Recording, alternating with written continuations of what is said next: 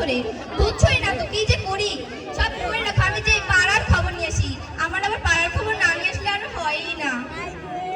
তাই তাই ওই বাড়ির বউটা পালিয়েছে, এটা তো জানাই যেত। আমার একটা নিয়ে এসেছে না, কেমন যেন একটা বেলা 10টা পরিমাণ ঘুম পারে, কি যে করবো। আচ্ছা তাহলে যাই দেখি আমার হারামজাদিটা কি রান্না করলো। বৌমা, ও বৌমা, কি রান্না করেছো? ভাত পুরার গন্ধ বাড়াচ্ছে, থেকে যে ভাত পুরা গন্ধ বাড়াচ্ছে। ই আল্লাহ, কপাল, কি কপাল আমার। কি করেছো? ভাত রান্না করেছো নাকি ছাই রান্না করেছো? মায়ের বাসা থেকে কি কিছু খেয়ে আসোনি? রান্না করা শিখায়নি তোমার মা বাবা? কি রান্না করেছো এসব? আল্লাহ, কি করেছে দেখি, চাটা একটু।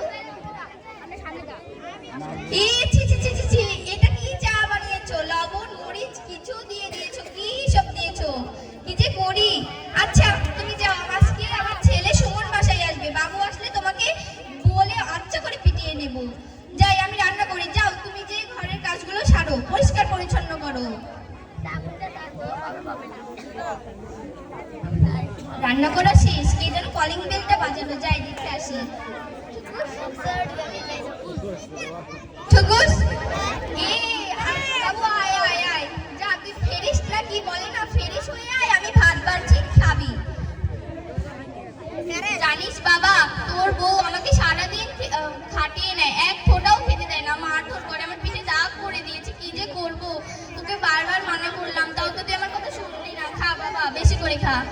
মা, কতদিন ধরে যে তোমার হাতের খাবার খাই না, অনেকদিন পরে খাচ্ছে, অনেক ভালো লাগছে।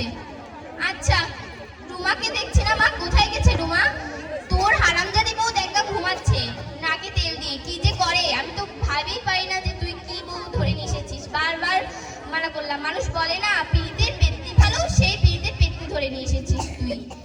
আচ্ছা তাহলে তুই যা, তোর বউকে দেখ কি করছে। মা অনেকক্ষণ ধরে আসছি, রোমা তো দরজাই খুলছে না, কি যে করছে বুঝছি না তো, ভালো করে দেখ। আল্লাহ, আমি তো আবার আমার বৌমাকে অনেক অত্যাচার করি, এখন যদি মরে টরে যায় আমি যে কি করবো, আমার তো জেল খাটা লাগবে, তাহলে তো আমার আর পার্লার যাওয়া হবে না। কি হবে, যাই দেখি। বৌমা, ও বৌমা, ওঠো, আর তোমাকে জ্বালাবো না নি, ওঠো ওঠো, আর তোমাকে মারধর করবো না নি বৌমা। মা, আমি বাসায় না থাকলে তুমি আমার বউয়ের সাথে এমন ব্যবহার করো? না বাবা, এমনি একটু এরকম করছিলাম। এ আল্লাহ, আমার বৌমা তো গলা ধরে দিয়ে মরে গেছে, এবার কি করব? এবার তো পুলিশ আসবে, আমাকে তো ধরে নিয়ে চলে যাবে, আমি কি করবো নি তাহলে? আচ্ছা, পুলিশ বাবু, এখানে শাশুড়ি বৌমাকে মেরে ফেলেছে।